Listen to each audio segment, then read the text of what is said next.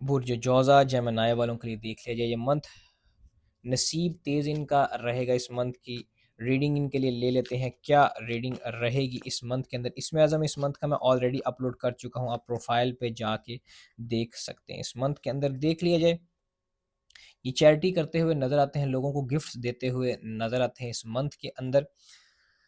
अपने आप से यानी अपनी ज़ात से लोगों को फ़ायदा पहुँचाते हुए बुर्ज जौज़ा वाले, जेमिनी वाले नज़र आते हैं। इस मंथ के अंदर स्पिरिचुअल ट्रांसफ़ॉर्मेशन होती हुई नज़र आती है। कोई न्यू बिज़नेस, कोई रिन्यू चेंज आप करते हुए नज़र आते हैं। और इस टाइम पीरियड के अंदर देखा जाए, सडन मामलात आपके लिए चेंज होते हुए नज़र आते हैं। इस मंथ के अंदर देखा जाए, जजमेंट कॉल है आपके लिए, इवैल्यूएशन का टाइम है आपका, अपने आप को इवैल्यूएट करने का।